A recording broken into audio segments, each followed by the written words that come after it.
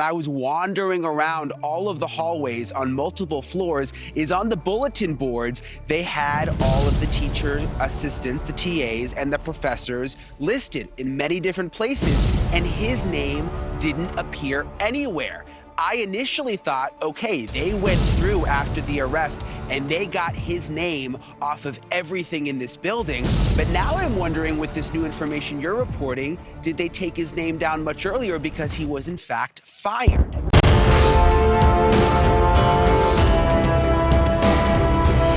Reporter Room with Jessica Della Davies starts now.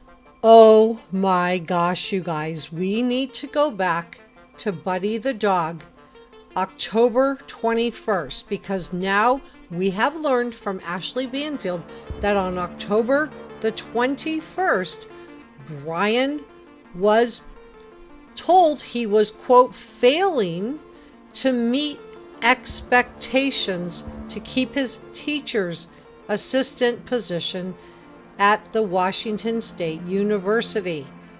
Was Bryan enraged?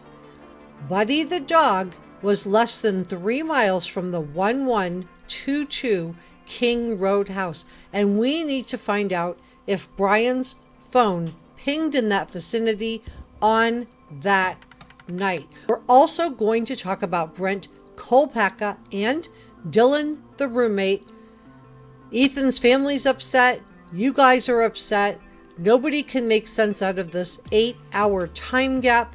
We're going to discuss this in more detail in just a second, but I want to talk about Bryan's loss of his teaching assistant job and Buddy the dog and how these two things might be related. Scott Bond, an author and an SK expert, weighed in on what he believes could have led Bryan to do away with Maddie, Kaylee, Ethan, and Xana. Now let's look at Buddy. Buddy was a little 12-year-old mini Australian shepherd belonging to Pam and Jim Colbert, not to be confused with Murphy the dog. Buddy was left on October 21st, this is according to the Daily Mail, with only fur on his legs and face. So what happened to his fur? Was this taken away as a souvenir? Buddy lived less than 3 miles away from the Moscow, Idaho home, and he disappeared on October the 21st. Pam said, quote, "It was like a deer that someone had hunted. Whoever did this used a knife and took his pelt for a souvenir. We found his collar, but we didn't find the pelt." Bryan would have been so angry at being called out for grading men and women differently. His misogynist mask would have been ripped off and he would have been exposed for who and what he was.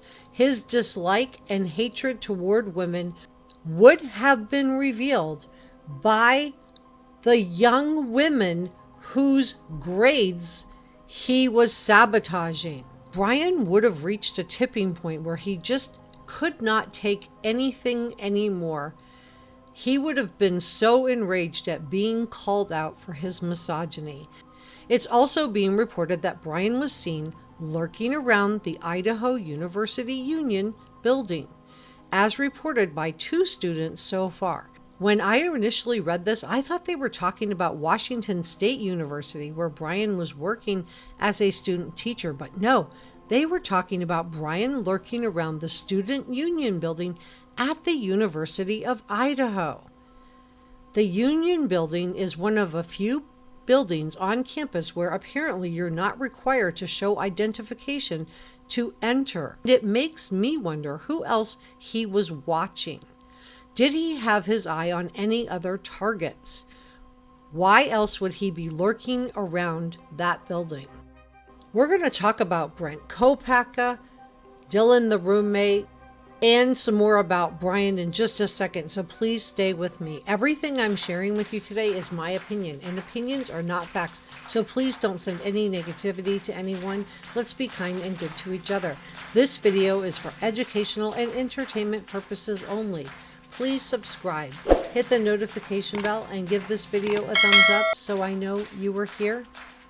How long was Bryan watching these women at the 1122 King Road house. As I showed you a few weeks ago, when Bryan did that drive-by, there is a parking lot located behind the 1122 King Road house. This parking lot belongs to the apartment complex, those two apartment buildings that I've shown you in prior videos. So anyone could have slid into them. Was Bryan parking in the apartment parking lot and literally looking in the windows of the 1122 King Road house? The house from that vantage point would have been like a goldfish bowl. I did a poll with you guys during my live stream, and you guys overwhelmingly believed that Bryan had also entered the house at 1122 King Road. And I'm going to talk about that just a little bit more in just a second. Also want to talk about Dylan and Bryan Kohberger, so please stay with me. Bryan could have been coming by, parking in that apartment parking lot, peeping on Kaylee, Maddie, and Xana for days, for weeks, for months. So being a voyeur has been defined as a mental illness or personality disorder, but what it basically is it's a compulsion to watch other people during intimate moments. There's an SA gratification element in which the voyeur feels powerful because his victims, or her victims, because this could also be a woman, has little to no idea that they are being watched. This type of persona feels power over the person that they are creeping on. So these peepers or voyeurs can become dangerous. And if a voyeur becomes confident in his or her ability to remain undetected, they might be tempted to escalate into actual physical contact. So Bryan was hanging out at the university where the 4 victims attended. He was sitting in their public areas. He was staring. He was making other people feel uncomfortable. 2 students have come forward so far. They didn't know Bryan at the time because he didn't go to school there. But now they're coming forward to tell us that he was lurking around, staring at them, and he was making them feel uncomfortable. And I think this is another good opportunity that we can all learn from. And if your spidey senses are tingling and someone's making you feel uncomfortable, respect that. That is your fight or flight response trying to keep you safe. Most SKs begin by stalking and peeping on their victims. From Ted Bundy to the BTK killer, many of our nation's most notorious SKs got their start peering into the windows as teenagers before escalating into far deadlier crimes. Did Bryan enter the King Road house residence prior to what he did at 1122 King Road? I asked you guys thought that he did. Was he eating their food? Was he smelling their pillows? Was he going through their underthings? Is this why Xana's dad had to go change her locks? Did Xana feel like there was something going on? Did she feel like someone was in her room? And the big problem with Dylan's story is that shock only lasts around 30 minutes. It doesn't last 8 hours. And now we're learning that Ethan's family is upset, and Dylan reportedly used her phone to text, reaching out to the roommates after Bryan Kohberger left the house, and no one responded. So why didn't she call 911 at this point? It doesn't make any sense. Now Dylan is a witness, so she is under a gag order. Hopefully we will learn more once she has an opportunity to take the stand and tell us what happened. So let's talk about whether or not Bryan intentionally planted that knife sheath or not. There's been a lot of speculation about it because it could have been dropped. But as Nurse Allison showed you in the live stream I did a couple of weeks ago, it would have been very hard for it to just come off his belt. So criminal profiler John Kelly believes that Bryan Kohberger left it behind and inadvertently, without realizing it, had touch DNA on the snap of that knife sheath. Was he trying to set up someone like Bryan Kohberger? So John stated that habit would have prevailed. For example, he said, quote, "If you took a pistol out of your holster, wouldn't you put it back? And I don't know anybody who wouldn't. And if I went fishing and had to take my knife out," Kelly continued, "I would have put it back in the sheath." Now, John sounds like he thinks Bryan was trying to outsmart law enforcement and ended up planting the knife sheath and inadvertently outsmarting himself.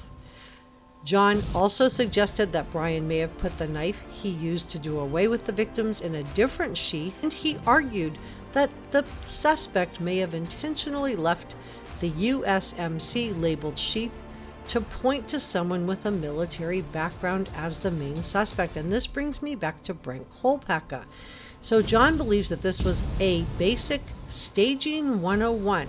They're going to look at this and they're going to think this is a military guy that did this, some guy with some kind of training who lives up the road. Was Bryan working to set up Bryan Kohberger or someone that was like Bryan Kohberger?